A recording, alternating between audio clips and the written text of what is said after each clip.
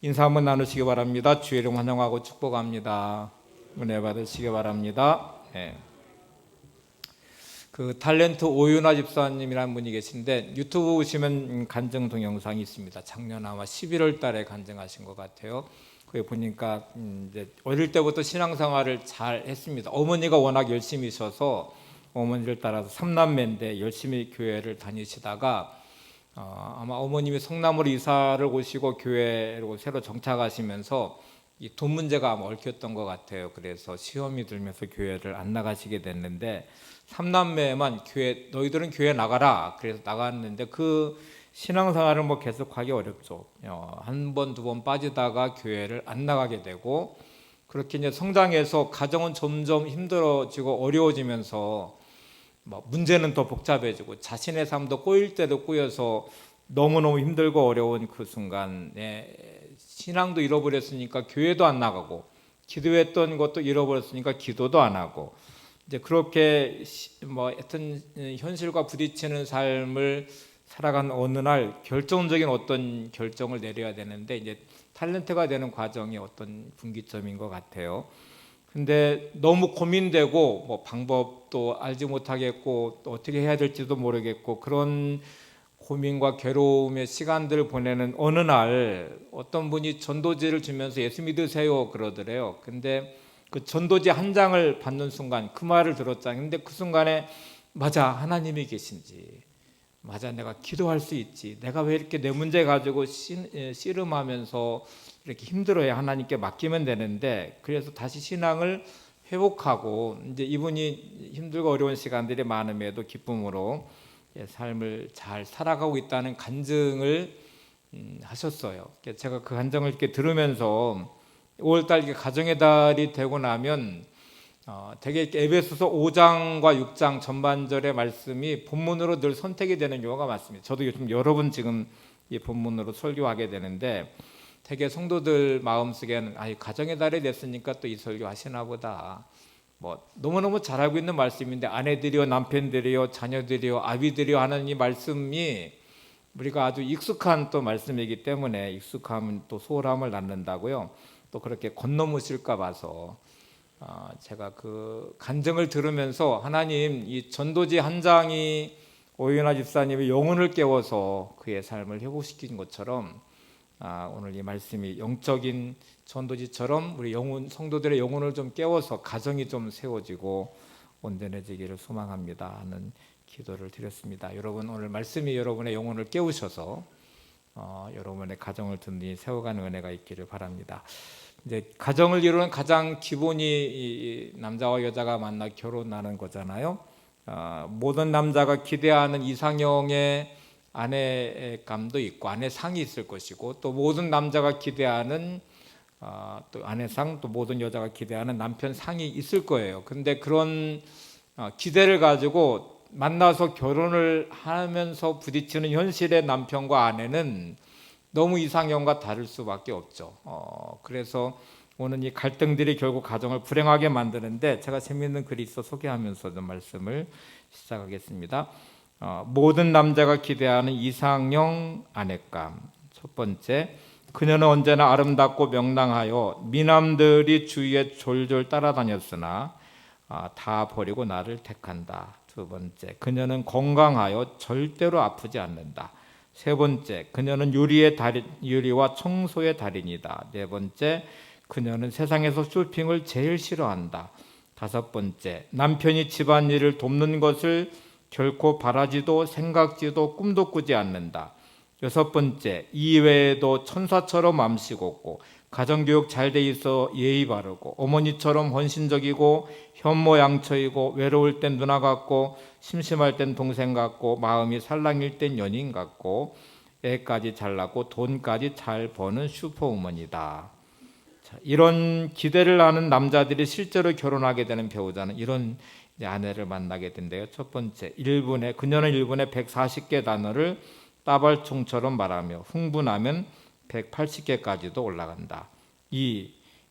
그녀의 예리한 눈빛은 10년 전의 일까지도 정확히 기억해서 고백하게 만든다. 3. 그녀는 전지전능하여 남편이 동해서 서로 옮겨가도 이미 거기에 미리 가 있다. 네 번째, 비수 같은 예리한 손톱과 몽둥이 같은 주먹을 겸비하여 부부싸움이 벌어지면 반드시 남편을 입원시키고야 만다. 다섯 번째, 그녀는 늘 남편에게 이렇게 말한다. 당신은 생긴 것과 실력과 인격만 빼면 다 괜찮은 사람이에요. 모든 여자가 기대하는 이상형 남편감입니다. 첫 번째, 그녀는 섬세하고 따뜻하고 이해심이 깊으며 세련된 화술까지 겸비했다. 두 번째, 그는 나를 위해 뼈가 부서지도록 일하는 사람이다. 세 번째, 그는 내가 무리해서 몸살이라 날까봐 집에만 오면 날렵하게 설거지를 하고 음식을 차려주고 바닥을 쓸고 닦아주며 아이들과 놀아주고 빨래까지 완벽하게 널어준다. 네 번째, 빌 게이츠처럼 똑똑하고 로버트 레드포드처럼 분위기 있는 미남이며 이외에 신앙 좋고 학벌 좋고 키 크고 잘생기고 집안 좋고 능력 있고 매너 좋고 거기다 차남이나 막내면 더욱 좋고 어지간한 수준의 집과 차는 기본으로 갖춘 남자다. 이런 기대를 하는 여자들이 실제로 결혼하는 배우자 남편은 이런 남편이래요. 첫 번째, 자기는 스트레스가 없지만 남에게는 반드시 스트레스를 준다. 두 번째, 그는 기적의 일꾼이다. 그가 일을 하면 그건 기적이라는 뜻이고요. 세 번째, 그가 무엇을 고치면 재활 가능한 것도 확실히 폐기물로 변한다. 네 번째, 그와 함께 영화를 보면 반드시 지적인 대사나 분위기는 전혀 없는 액션물을 본다. 같이 분위기 있는 음악회에 가면 반드시 도중에 잠이 들고 아직 끝나지 않았는데 일어나서 박수를 친다. 다섯 번째, 아내에게 사랑한다고 말하는 횟수는 월드컵이 열리는 횟수와 정비례한다. 여섯 번째, 아내가 한껏 화장을 하고 나오면 이렇게 말한다. 그래도 당신은 마음씨가 착하니까 괜찮아. 이렇게 이상과 현실의 차이가 많이 난다는 거죠. 우리가 모국어라는 단어를 쓰는데 저와 여러분들은 이제 한국 사람이니까 한국말이 모국어잖아요. 근데 남자와 여자는 각기 자라난 집안의 언어가 있습니다. 그 언어가 모국어라고 표현하는데 결혼하면 다르죠. 자라온 환경도 다르고 습관도 다르고 남자와 여자의 차이도 너무 다를 뿐만 아니라 이 언어도 달라요. 그런데 그런 하나하나가 늘 상처가 되고 또 그런 갈등이 증폭되면서 가정은 불행해지는 경우가 참 많아요. 그래서 우리가 좀 좋은 가정, 행복한 가정을 찾아내야 되는데 오늘 말씀은 성경적인 가정은 어떤 가정일까? 우리 지난주 말씀을 한번 되짚어 보시면요. 하나님이 기뻐하시는 사람, 하나님이 기뻐하시는 가정에 대한 모습을 우리가 생각해 봤어요.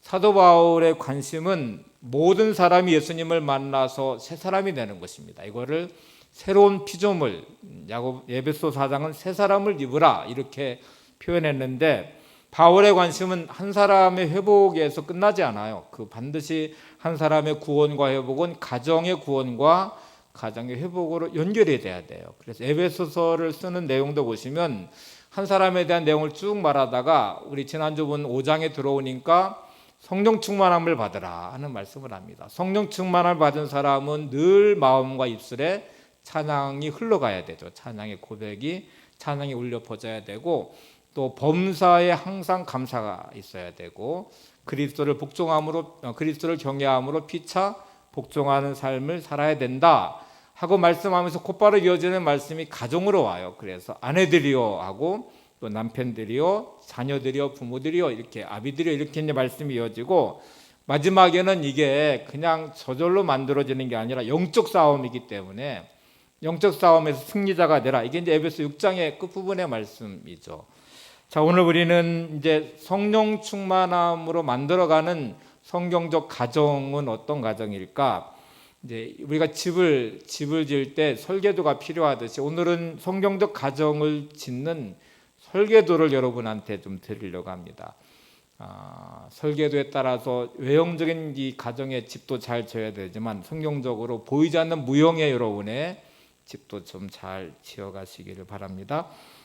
자, 이제 설계도는 이제 집을 이렇게 지어야 된다 하는 것을 먼저 이제 설계하는 것이니까 집을 지을 때 가장 필요한 첫 번째 작업은 기초를 다지는 일이에요. 그 기초 집의 기초를 다지듯 우리 인생의 가정, 우리의 가정의 기초는 하나님의 말씀일 것입니다. 말씀으로 기초를 다질 것이고, 그 다음에 이제 이렇게 골조를 세우잖아요. 기둥을 세워야 되는데, 기둥은 사랑과 순종, 사랑과 복종이라는 이제 기둥을 세우셔야 될 것이고요. 또 창문을 달아야 되잖아요. 집에 창문이 없으면 얼마나 어둡고 답답하겠어요. 창문을 달아야 되는데, 이 창문, 여러분의 가정의 창문은 반드시 이해와 용서의 창문을 달아 놓으셔야 됩니다. 집을 다 이렇게 지은 다음에 지붕을 세워야 되듯이, 지붕은 경건생활의 지붕이고, 그리고 여러분의 출입하는 출입문은 전도의 출입문을 다루셔야 되는데, 이제 오늘 이 5가지를 좀 살펴보겠습니다. 첫 번째가 이제 성경적 가정의 집을 짓는 것, 하나님의 말씀의 토 위에, 말씀의 기초 위에 우리 가정을 세우는 것이 정말 중요하죠. 사람들은 나의 기준과 나의 생각으로 대하는 가족이 아니고, 성경적 말씀 위에 남편도 세워져야 되고, 아내도 세워져야 되고, 부모도 성경적인 말씀의 토에 세워져야 되고, 자녀들도 말씀의 토 위에 세워지는 가정이 돼야 되는데, 진짜 위험한 가정, 제가 생각하기에는 대부분의 가정은, 정말 많은 가정은 성경적인 이 말씀의 토에 세워지는 가정이 아니라 감정 위에 가정을 세워요. 자신의 감정으로 가정을 세우니까, 감정에 세워진 아내를 한번 생각해 보세요. 우리의 감정이라는 것이 아침에 내 감정도 아침에 다르고, 점심때 다르고, 저녁에 다르고, 시시각각으로 변화되는 감정이 컨트롤하기가 참 어려운데, 감정에 세워진 아내는 감정 따라서 남편을 대하게 됩니다. 언제는 막 정말 밝은 웃음으로 맞이하다가, 언제는 정말 악마 같은 얼굴로 대하기도 하고, 언제는 고운 말로 언어를 사용하다가 순식간에 그 언어가 거칠어지면서 또 갈등을 만들어내기도. 남편도 마찬가지겠죠. 감정에 세워진 이 남편 위에 가족은 불안해질 수밖에 없죠. 아내는 늘 위축되고 또 상처받게 되고, 자식들은 또 그 안에서 많은 상처를 입으면서 성장할 수밖에 없는 것이죠. 그래서 감정의 기초 위에, 감정의 토 위에 세워진 가정은 정말 위험한 가정입니다. 우리가 그렇게 가정을 세우면 안 되겠죠. 세상적 가치로 세워진 가정도 불행해요. 세상적 가치를 따라서 남편에게 요구하고, 아내에게 요구하고, 자식에게 요구하고, 부모를 탓하고, 이런 가정은 불행할 수밖에 없죠. 또 정말 많은 가정들이 돈 위에 가정을 세우기도 합니다. 정말 그렇게 세워진 가정이 순식간에 무너지는 불행함도 우리가 많이 보게 되죠.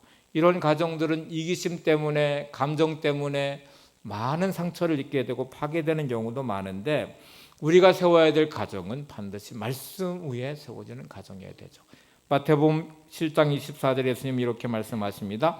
그러므로 나의 이 말을 듣고 행하는 자는 그 집을 반석 위에 지은 지혜로운 사람 같으리니. 우리의 가정을 말씀 위에 세울 때 반석 위에 세운 지혜로운 사람이 될 수 있다. 또 그런 가정이 저와 여러분의 가정이 되기를 바랍니다. 두 번째, 이제 기초를 잘 닦았으면 이제 골조를 세워야 되죠. 기둥을 세워야 되는데, 이 세우는 골조는 사랑과 복종, 사랑과 순종이라는 기둥입니다. 이거는 부부관계에도 정말 중요하고, 부모와 자식의, 자녀와의 관계에도 중요한 사랑과 복종의 관계예요. 아내들이라는 말씀으로부터 한번 보시죠. 에베소 5장 22절 23절. 아내들여 자기 남편에게 복종하기를 주께 하듯 하라. 이는 남편이 아내의 머리됨이 그리스도께서 교회의 머리됨과 같음이니 그가 바로 몸의 구주시니라. 자, 이제 남편에게 복종하기를 주께 하듯 하라, 이렇게 말했어요. 남편에게 요구하는 구절을 보세요. 에베소 5장 25절.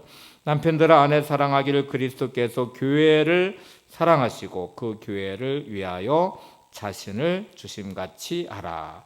자, 부부관계의 복종과 순종과 사랑에 대한 말씀이 나왔는데, 이 말을 들으면 되게 여자들은 이제 억울해하고 섭섭해해요. 왜 아내만 복종하냐, 아내만 순종해야 되냐, 이렇게 말하는데, 여러분, 그 바로 아내들여라는 말씀을 시작하기 바로 전 에베소 5장 21절, 우리 지난주 본 말씀의 마지막 절에 보시면 이렇게 돼 있어요. 그리스도를 경외함으로 피차 복종하라.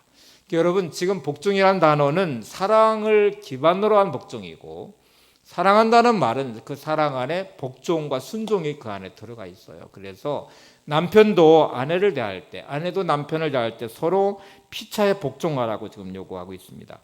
그러면 왜 특별히 아내에게 한 번 더 강조해서 남편에게 복종하라는 말을 했을까를 한번 생각해 보셔야 되죠. 하나님은 우리의 가정의 남편을 가정의 리더로 세우기를 원하세요. 가정의 이 중심을 잡는 남편이 되게 하기 위해서는 아내가 남편을 존중해주는 리더로 세우는 일을 하셔야 되는데, 그건 복종을 통해서 이루어진다는 말이에요. 근데 여러분, 리더가 된다는 말은 따라주는 사람이 있어야만 가능하거든요. 리더십은 팔로우십이 바탕이 돼야 돼요. 따라주는 사람이 있을 때 리더가 세워주는 것이지, 아무도 안 따라주는데 리더가 세워질 수 없습니다. 가정의 남편을 세우는 것은 아내의 몫이에요. 아내가 남편을 존중하고 존경하고 그러면서 순종의 자리로 나가면서 아내를 리더로, 가정의 중심으로 세워주는 것, 그게 아내가 해야 될 중요한 역할이라는 것이죠. 여기는 남자의 속성과도 연결이 되어 있습니다. 남자가 제일 못 견뎌하는 게 자존심 상하는 거를 못 견뎌요. 세상에 나가서도 자기가 무시당했다고 생각하면 이게 제일 못 견뎌하는 부분이에요. 가정에서 나를 무시해? 이게 남편의 자존감에 상처를 입으면 남자는 못 견뎌하는 속성이 일단 남자한테 있습니다. 이게 남자의 본성 중에 하나이기 때문에 아내가 이 순종과 복종을 통해서 남편을 세워가는 것, 이게 중요한 이제 아내의 역할이라는 것이죠. 실제로 설문조사를 해보니까 남자가 제일 아내한테 원하는 게 뭐냐 이렇게 물었더니 첫 번째로 나온 게 자존중감이에요.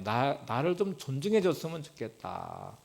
나를 좀 남편으로 인정을 해줬으면 좋겠다. 자존중감이 1위로 나왔는데, 이 남편의 권위는 아내에 의해서 세워지게 되어 있습니다. 여러분, 바보온달이라고 하는 이제 고구려 실제로 장군이었어요. 바보온달인데 그 바보온달이 장군으로 세워지는 것은 평강공주의 몫이었어요. 바보온달로 살아가는 그 사람이 평강공주를 만나면서 고구려의 가장 위대한 장군이 됐으니까 역사 속에 실제로 있는 인물이 돼 있어요. 그러니까 그런 세워짐은 결국 아내의 몫이라는 것이죠. 자, 그러면 아내의 가장 중요한 역할은 남자의 자존감을 지켜주는 것이다. 남자를 존중해 세워주는 것이다. 그럼 복종이란 단어가 도대체 무슨 뜻인가가 궁금하잖아요. 복종이라는 말은 막 굴종한다는 말의 의미가 아니고 뭐뭐 아래서 잘 듣는다는 말이에요. 복종하고 순종한다는 말은 아내가 남편의 아래에서, 남편 꼭대기에 올라가서 막 이렇게 좌지우지하려고 하지 않고, 남편과 동등하게 있으면서 무슨 뭔가를 하려고 하지 않고 그냥 겸손하게 남편 아래서 남편 말을 잘 들어주는 아내, 잘 들어주며 존중해주는 아내 안에서 남편은 변화되게 돼 있고요, 남편은 세워지게 돼 있어요. 대개 그 아내들이 하는 말 중에 나는 애를 몇 키워 이렇게 말할 때 자기 집에 있는 아이들의 숫자에다 남편을 꼭 넣어서 말해요. 이게 진짜 안 좋은 말이에요. 남편을 아주 무시해서 애 키우듯 한다는 말이거든요. 그렇게 생각하는 그 마음에 은근히 남편을 무시하다. 우리 남편은 진짜 무식해. 남편은 말을 함부로 해. 우리 남편은 이래. 이렇게 말하는 그 안에 남편을 존중하는 마음도, 존경하는 마음도, 리더로 세우고자 하는 마음도 결국 없는 거거든요. 그래서 이렇게 세워지는 가정은 불행할 수밖에 없습니다. 여러분, 그러면 부부관계에서 아내는 너무 억울해 이렇게 말하실 것 같은데, 사도 바울은 이 결론에 가서 뭐라고 말하는지 한번 보실래요? 에베소 5장 33절에 부부관계 끝부분에 이렇게 결론을 내립니다. 그러나 너희도 각각 자기의 아내 사랑하기를 자신같이 하고 아내도 자기 남편을 존경하라. 그러니까 지금 아내의 역할은 남편을 존경하는 것이라는 말씀을 하죠. 아내가 남편을 대하는 곳에 따라서 남편이 힘을 잃어버리고 사회에서도 결국 무시당하고 무능한 남편으로 갈 수도 있지만, 아내의 역할에 따라서 남편이 가정 안에서 든든히 세워지면 사회에서 당당하게 승리자로 살아갈 수 있습니다. 자, 그러면 이제 남편이 세워야 될 기둥, 남편이 해야 될 역할은 지금 뭐라고 되어 있냐면 사랑이라고, 예수님이 교회를 사랑하신 것 같이 사랑하는 말씀이 나오죠. 에베소 5장 25절을 한번 보세요. 시작. 남편들아 아내 사랑하기를 그리스도께서 교회를 사랑하시고 그 교회를 위하여 자신을 주심같이 하라. 남편이 아내를 대할 때는 예수님이 교회를 사랑하신 것 같이, 예수님이 교회를 자신의 목숨을 내주신 것 같은 그런 사랑을 해라 이렇게 말씀하는데, 우리가 보통 예수님의 사랑을 아가페 사랑이라고 말합니다. 이 아가페 사랑은 아주 중요한 의미가 담겨져 있어요. 제가 설교를 준비하면서 이 사랑을 어떻게 표현할 수 있을까 하고 제가 생각해 보니까, 이 아가페 사랑은 그 사람의 가치를 인정해 주는 사랑이에요. 한번 따라서 해보시겠어요? 아가페 사랑은 그 사람의 가치를 인정해 주는 사랑이다. 네.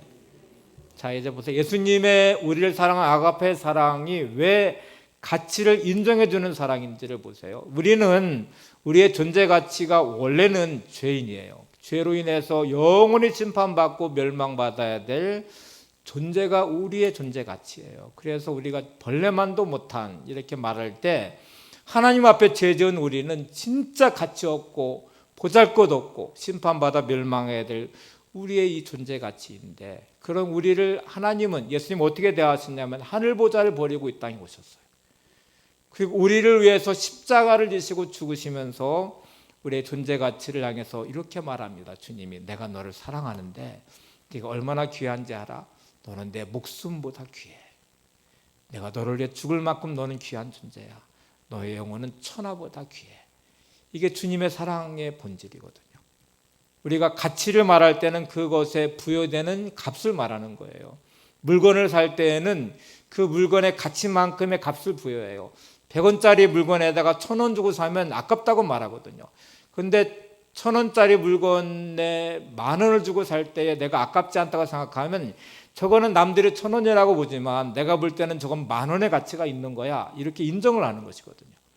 예수님 우리를 보실 때에는 사람들이 우리를 어떻게 말하든, 많이 배웠든 못 배웠든, 부자든 가난하든 잘생겼든 못생겼든, 사람들이 어떻게 대하든 주님이 보실 때에는, 야, 너의 가치는 내 목숨보다 더 귀한 가치야. 너는 그만큼 소중한 사람이야. 그래서 내가 너를 위해서 죽었어. 이렇게 말씀해요. 여러분, 남편이 아내를 대할 때 그렇게 대하시래요.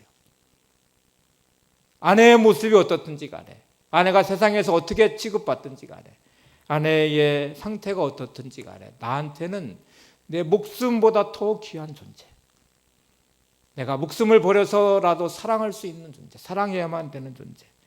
그래서 아내의 가치는 나를 통해서 최고로 높아져야 돼요. 사람들이 어떻게 대하는 아내의 모습이든지 간에, 자녀가 어떻게 대하든지 간에, 나한테만 있어 나의 아내는 세상에서 가장 귀한 존재다. 가장 보배로운 존재다. 내 목숨보다 더 소중한 존재다. 내 목숨을 바쳐서라도 지켜야 될 만한 가치 있는 존재다. 그게 여러분의 가정의 아내여야 되고, 또 그런 아내가 그 가치 안에서 세워져야 됩니다. 그게 부부의 중요한 모습이죠. 마치 엄청난 보물을 발견한 것처럼 귀하고 보배롭고 존귀하게 여겨야 하는 것이 남편의 역할이래요. 자, 부모와 자녀와의 관계도 마찬가지거든요. 부모가 자녀를 대할 때는 사랑으로 대하죠. 자녀가 부모를 대할 때는 복종과 순종의 관계로 대하죠. 그런데 여러분, 이 관계가 참 오묘해요. 부모가 자녀를 대할 때는 사랑은 저절로 되는 사랑입니다. 이건 하나님이 자녀를, 부모를 통해 양육하게 하기 위해서 본성적으로 주신 마음이에요. 그래서 마치 물이 위에서 아래로 내려가는 것처럼 누가 뭐라고 하지 않아도 자기 자식은요 너무너무 사랑해요. 때로는 목숨보다 더 사랑한대요. 누가 뭐를 요구하지 않아도 저절로 되는 사랑이에요. 그래서 부모가 자녀를 사랑하는 것에 대해서는 하나님이 따로 말하지 않으셨어요. 그냥 나중에 말씀드리겠지만 주의 말씀과 교훈과 훈계로 양육하라고 했었지 사랑하라는 말을 넣지 않았어요. 왜냐하면 그건 저절로 되는 것이거든요. 근데 자녀가 부모를 공경하고 순종하는 것은 저절로 안 돼요. 이게 지금 문제인 거예요. 그래서 자녀를 향해서는 부모에게 순종하라고 넣는 이유 중에 하나가, 물이 아래로 내려오는 것을 거꾸로 거슬러 올라가기가 어렵듯이, 그게 막 이렇게 발전기로 품어서 올려야 되는 것처럼, 자녀가 부모를 사랑하는 것, 자녀가 부모를 공경하는 것은 안 돼요. 안 되고 어려운 일이에요.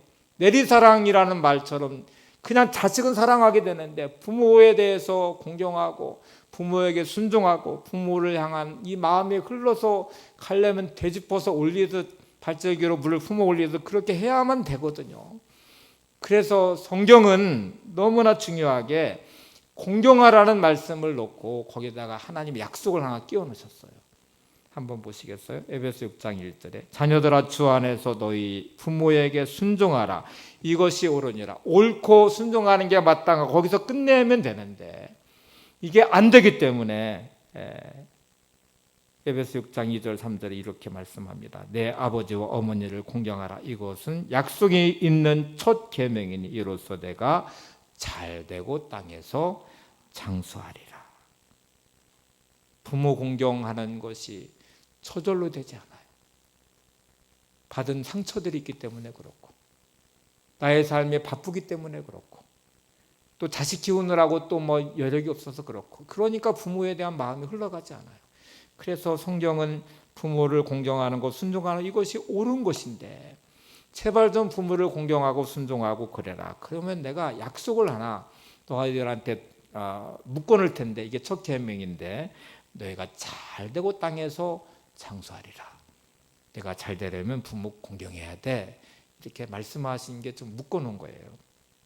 여러분 말씀의 터위에 여러분의 인생을 가정을 세워가셔야 되는데 반드시 이 기둥을 세우실 때 기초를 이렇게 튼튼히 하시면서 그 기둥을 세우실 때는 복종, 사랑과 순종, 사랑과 복종의 기둥을 튼튼히 잘 세우시기를 바랍니다. 자, 이제 창문을 달아야 되는데 이 창문은 지금 이해와 용서의 창문이라고 말씀을 드렸잖아요. 창이 없는 집을 한번 생각해 보세요. 우리 집을 잘 정말 기가 막히게 졌는데 창문이 하나도 없어요.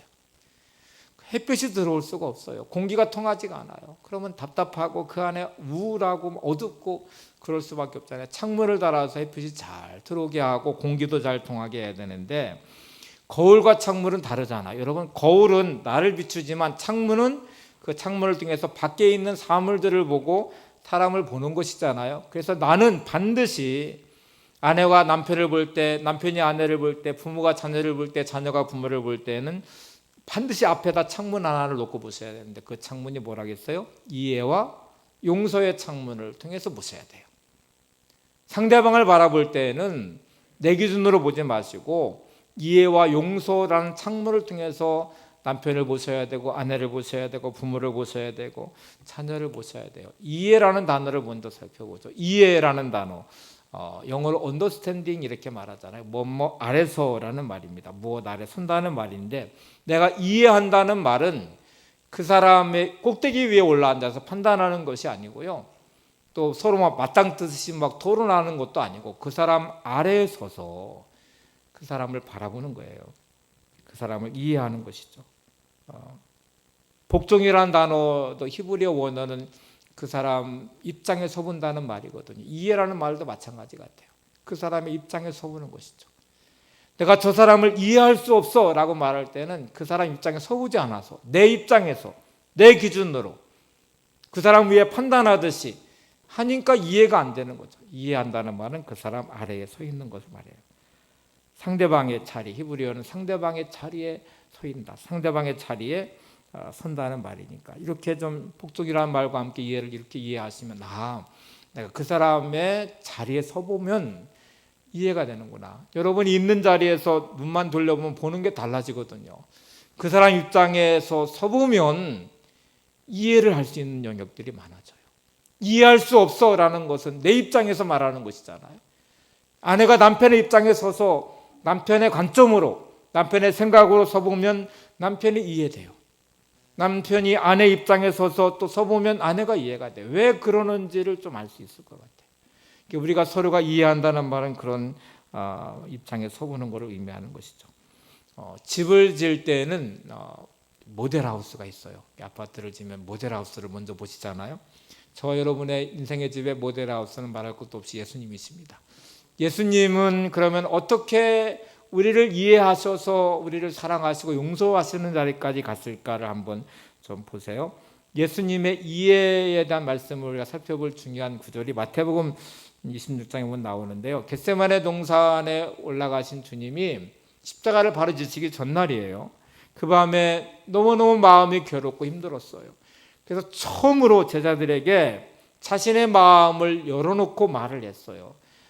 기도 부탁을 했어요. 이렇게 말씀하십니다. 마태복음 26장 38절. 내 마음이 심히 고민하여 죽게 되었으니 너희는 여기 머물러 나와 함께 깨어 있으라. 십자가를 앞에 두신 주님의 마음이 내가 심히 고민하여 죽게 되었으니, 내가 지금 이렇게 힘들고 어렵다, 내 마음이 심히 고민해 죽게 됐으니 좀 나와 함께 깨어 있어, 여기 머물러 좀 깨어 있어라, 기도해 달라는 말이거든요.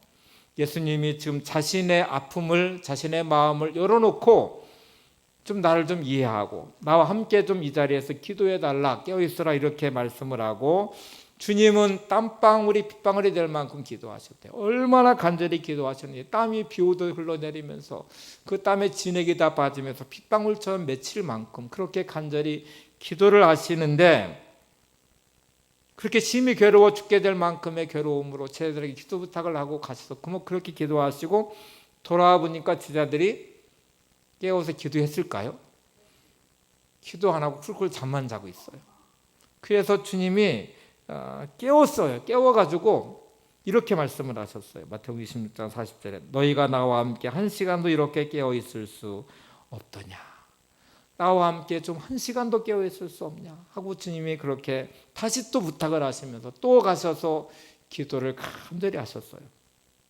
그리고 또 다시 돌아와 보니까 이번에는 이렇게까지 했으면 깨어 있어서 기도해야 돼요. 어떻게 해야 돼요? 근데 또 자요. 귀퉁으로 듣고 있는 거잖아요. 제가 이 말씀 묵상하면서 저 같으면 하여튼 귓방망이를 한 대 좀 이렇게 줘박았으면, 좀 화를 좀 내면서 좀 그랬으면. 근데 주님은 보세요. 주님은 이렇게 말씀하십니다. 마태복음 26장 41절에 마음은 온유로되 육신이 약하도다. 주님의 이해를 지금 보십니까? 얼마큼 이해하시는지. 부탁해도 안 깨어있고 또 부탁해도 안 깨어있고, 주님이 처음으로 마음 열어놓으시고 기도 부탁하신 거거든요. 좀 나를 위해서 기도하자, 나와 함께 좀 깨어있자, 1시간도 좀 깨어있을 수 없냐, 이렇게까지 하셨는데 잠자고 있는 이 제자들을 보면서 주님은 얼마까지 이해하시냐면, 야, 진짜 너희들 마음은 있는데 마음은 정말 나를 위해 기도하고 싶었을 거야. 근데 육신이 약해서 피곤해서 너희들 자는 거지, 이렇게 이해하시고 넘어가셨어요. 여러분, 이해의 창문을 달아놓으신다는 것은 주님의 그런 이해만큼의 이해의 복을 넓히셔야 됩니다. 모델하우스가 주님이시잖아요. 우리의 인생의 모델하우스잖아요. 주님의 용서를 한번 보실래요? 용서의 창문을 달아오신 주님은 어떤 용서를 하시냐면, 사람들이 자기를 막 죽이려고 모함하는 일들이 얼마나 많은지 몰라요. 오늘 요즘 새벽에 마태복음 이제 읽어가고 있는데 막 끝없이 공격을 해요. 막 조직적으로 와서 공격을 해요. 그런데 주님이 그거를 다 견뎌내셨잖아요. 십자가 지실 때 수많은 모욕을 주고 침뱉고 때리고 가시면류관 씌우고 온갖 조롱을 당하는 이 사람들을 향해서 십자가 지시고 죽으시는 그 십자가의 자리에서 이런 기도를 하십니다. 아버지, 저들을 사하여 주옵소서, 자기들이 하는 것을 알지 못함이니이다. 아버지, 저들을 용서해 주세요. 저들이 하는 것을 알지 못함이. 이게 주님의 용서의 마음이에요. 주님의 용서를 그대로 닮은 사람이 스데반 집사님이셨죠. 돌에 맞아 순교하면서 자기를 돌로 쳐 죽이는 사람들을 향해서 저들을 용서해달라는 기도를, 주님의 기도를 똑같이 드리고 있는 모습을 보게 됩니다. 여러분, 여러분의 인생의 집에, 여러분의 가정의 집에 이해와 용서의 창문을 달아놓으시기 바랍니다. 그리고 이해하시고 용서함으로 세워가는 은혜가 늘 있기를 바랍니다. 자, 이제 중요한 제가 결론을 하나 말씀드리려고 해요. 이해와 용서는 내 힘으로 절대로 안 됩니다. 내 능력으로도 안 됩니다. 여러분이 아무리 이해하려고 하고 아무리 용서하려고 해도 이해가 안 되면 용서가 절대로 안 돼요. 이해하는 것, 내 마음에 미움이 들어있으면 절대로 이해할 수 없어요. 딱 한 가지만 가능합니다. 사랑하는 마음이 있으면 돼요. 사랑하면 이해가 돼요. 사랑하면 이해되고, 이해가 되면 용서를 하게 돼요. 근데 이해할 수 없어 이렇게 말하면 절대로 용서할 수 없습니다. 이해가 안 되는데 어떻게 용서할 수 없어요? 내가 이해해 보려고 해도 내 남편을 절대로 이해할 수가 없어. 어떻게 저럴 수가 있어? 아내가 어떻게 저럴 수가 있어? 부모님 어떻게 저럴 수가 있어? 자식이 어떻게 저럴 수가 있어? 이렇게 말하는 내 마음에는 결론으로 말하면 사랑이 없어요. 사랑이 사라졌기 때문에 그래요. 그 사랑이 있어야 될 그 자리에 미움이 들어가 있어요. 원망이 들어가 있어요. 자기 기준과 판단이 들어가 있어요. 그러니까 이해할 수가 없죠. 이해할 수가 없으니까 용서가 안 되는 거죠. 여러분, 주님의 사랑의 이 법을 배우시기 바랍니다. 사랑하셔야 이해가 되고 이해하셔야 용서할 수 있습니다. 여러분의 창문을 달아놓는다는 것은 그 사람을 내가 사랑하겠다는 것이고, 사랑할 때 이해가 되고 이해할 때 용서할 수 있습니다. 자, 이제 네 번째로 이제 이 말씀으로 기초를 세웠고, 또 사랑과 순종 복종으로 기둥도 세웠고, 이해와 용서의 창문을 달았으면 집이 완성된 게 아니잖아요. 지붕을 얹어야 되잖아요. 지붕이 없는 집을 한번 생각해 보시면 비바람이 몰아칠 때마다 그것이 다 집 안에 들어오게 되고 온 가구들을 다 적시게 될 것이고 물이 차게 될 것이고 막 이리저리 쓸리게 될 것이고, 가정에 지붕이 없는 가정은 그렇게 될 거예요. 우리의 세워야 될 지붕은 경건 생활의 지붕입니다. 그래야 가정이 안전하게 세상의 풍파에 지켜질 수 있고 세상의 비바람을 막아낼 수 있고 그렇게 가정을 잘 지켜갈 수 있을 거예요. 여러분, 내가 그러면 경건생활의 지붕으로 우리 가정을 이렇게 잘 덮는다는 말은 뭘까? 복잡하지 않아. 여러분이 생각하는 그걸 거예요. 예배하는 것, 말씀 따라 순종하는 삶을 사는 것, 날마다 항상 기뻐하고 범사에 감사하는 삶을 사는 것, 늘 기도가 흘러가는 가정이 되도록 그런 삶으로 나를 세워가는 것, 이런 가정으로 경건생활의 지붕을 잘 씌워서 세상에 그런 풍파와 비바람으로부터 우리 가정을 잘 지켜내야지, 그거는 내가 막 인위적으로 씌울 수 있는 지붕이 아니에요. 여러분들이 반드시 경건생활의 지붕을 씌우셔야 됩니다. 기도하는 아내 되시기 바랍니다. 기도하는 남편 되시고, 기도하는 부모가 되시고, 기도하는 자녀가 되시기 바랍니다. 예배자가 되시기 바랍니다. 내가 하나님을 경외함으로 예배할 때 서로 피차 복종할 수 있는 관계로 갈 수 있는 거예요. 하나님을 경외하는 예배자가 되셔야 돼요. 말씀에 순종하는 사람이 되셔야 돼요. 날마다 찬양이 흘러넘치는 아내, 찬양이 흘러넘치는 남편, 찬양하는 부모가 되셔야 우리 가정이 아름답게 세워질 수 있습니다. 자, 자녀를 향해서도 대개 부모들은 자녀 인생의 지붕을 경건생활의 지붕으로 잘 안 씌워요. 세상적 가치로 공부해라 이렇게 말하고 막 경쟁하도록 하지만 그 아이들을 말씀 위에 세우려는 지붕을 씌우려고 하지는 않아요. 그래서 성경은 이렇게 말합니다. 사랑하라는 말은 너무 당연하게 흘러가는 것이기 때문에 에베소 6장 4절에 자녀를 부모를 향해서 아비들아 주의 교훈과 훈계로 양육하라. 자, 이 말씀으로 자녀 인생에 지붕을 씌워주라는 말이에요. 말씀의 터에 자녀의 인생을 세우라는 말이에요. 부모의 역할은 자녀를 말씀으로 세워라. 그게 경건생활의 지붕을 자녀에게 씌워줘야 그 자녀들이 험난한 세상 가운데 넘어지지 않고 안전하게 믿음으로 잘 살아갈 수 있다는 것이죠. 마지막 다섯 번째로 이제 이 문이 있고 막 집만 잘 세워놓고 문이 없으면 어떻게 되겠어요? 문이 있어야 되겠잖아요. 근데 우리가 출입하는 문은 반드시 전도의 문이 되셔야 됩니다. 그래서 우리의 세워진 가정의 문은 하나님 전도의 문 되기를 원합니다. 전도의 문이 된다는 말은 내가 그 집의 문을 통해 드나들듯이 내 인생의 문으로 드나드는 사람들이, 나를 만나는 사람이, 우리 가정에 드나드는 우리의 모든 가족이 예수님 안에서 행복하고 그 안에서 누리는 기쁨이 있을 때에 이게 전도의 문이 열리는 거죠. 사람들은 다 행복을 원해요. 그래서 서로 행복을 추구하며 살아요. 근데 행복하기가 어려워요. 살아가면서 이런저런 일들이 많고 문제도 많고. 근데 어떤 사람을 보면 너무너무 힘들고 어려운 것 같은데 얼굴에 기쁨이 가득하고 웃음이 있고 그래요. 그래서 도대체 너는 뭐 때문에 그렇게 즐거워? 뭐 때문에 그렇게 행복해? 이렇게 말할 때 우리의 정답은 예수님 때문에요. 내가 예수 믿기 때문에, 예수님이 나를 사랑하셔서 그 은혜 때문에 내가 너무너무 행복해요. 너무너무 감사해요. 그럴 때 전도의 문이 열리는 거죠. 행복을 추구하는 건 인간의 본성이에요. 누구나 다 행복을 원해요. 그런데 행복하기 어려운데 예수님 때문에 행복한 나의 모습, 말씀의 터에 세워지고 사랑과 복종과 순종이 그 안에 기둥이 세워지고 이해와 용서의 창문이 달려져 있고 경건생활의 지붕이 달려진 그런 집의 권위는 그 출입하는 가족의 한 사람 한 사람이 그 은혜를 행복하게 되고 그 행복이 차고 넘칠 때에 나를 만나는 모든 사람이 그 문을 출입하는 모든 사람들이 보면서 은혜를 함께 누리게 되고 그리고 그 행복을 나도 누리고 싶다 이렇게 생각할 때에 전도가 되는 거죠. 예수를 믿게 되는 거죠. 오연아 집사님의 그 탤런트신 그분의 간증을 제가 들어보니까 그분은 지금 아예 이혼하셨어요. 이혼도 하시고 자폐아, 아이가 자폐아예요. 그래서 막 삶이 너무 고단하고 힘들고 어려운 부분이 많대요. 그 아이가 어릴 때는 너무너무 힘들게 했대요. 그래서 매일매일 눈물을 흘리며 고통스러운 시간들, 또 남편이 사업이 망하면서 이혼할 수밖에 없는 자리까지 가게 되고, 그러면서 이혼하는 자기의 삶이 고단함이 있는데 이분은 울면서 간증을 하세요. 저는 너무너무 힘들는데 그런데 행복해요. 내 삶이 너무너무 고단하고 어려운 것이 많지만 그래도 저는 평안해요. 왜냐하면 예수님 때문에 그래요. 예수님 때문에 내 삶이 고단하고 힘들어도 저는 웃을 수 있어요.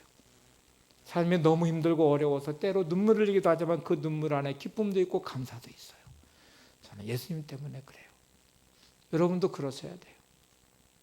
내 삶이 아무리 힘들고 어려워도 내가 예수님 때문에 감사하고, 예수님 때문에 평안함이 있고, 예수님 때문에 기쁨이 있고 웃음이 있고. 어떤 사람들은 살아가는 삶의 고단함이 다 얼굴에 묻어나서 막 악마 같은 얼굴을 가진 사람이 있어요. 어떤 사람은 그 고단함과 어려움이 다 씻어져서 주님의 은혜로 천사 같은 얼굴을 하시는 분이 있어요. 환경과 문제 때문도 아니고 사람 때문도 아니에요. 여러분의 얼굴이 천사 얼굴이 되시기를 바랍니다. 옆에 분을 한번 보실래요? 천사 얼굴이신 것 같아요? 악마의 얼굴인 것 같아요? 네, 다 천사 얼굴이기를 소망합니다. 전도하는 교회가 되려면요, 우리 나눔의 교회는 이렇게 건물이 전도하는 게 아니잖아요. 건물이 막 웃을 수 있는 게 아니잖아요. 여기 있는 여러분들이 행복하셔야 됩니다. 여러분들이 웃음이 가득하셔야 돼요. 천사 같은 아름다움이 있을 때 전도의 문이 활짝 열려서 영혼들을 구원하는 구원의 방주가 될 것입니다. 여러분, 가정에서부터 아름다운 회복이 우리 나눔의 교회 회복으로 이어질 수 있고, 그 하나님 나라 확장돼가는 은혜가 우리 안에 있기를 바랍니다. 이제 설계도를 다 지금 드렸어요. 가정을 가장 아름답고 가장 멋있고 가장 행복할 수 있는 진짜 완벽한 성경적인 설계도를 드렸습니다. 이제 여러분이 그 집을 지어가셔야 되는데, 한 번 더 복습하듯이 화면을 보시면서 이제 설계도를 다시 한번 확인해 볼게요. 시작. 말씀으로 가정의 기초를 튼튼히 하겠습니다. 사랑과 순종의 기둥을 우뚝 세우겠습니다. 이해와 용서의 창문을 달겠습니다. 경건 생활에 지붕을 덮겠습니다. 그리고 전도의 열린 문을 달겠습니다. 오늘 여러분의 가정 이런 가정 되시기를 바랍니다.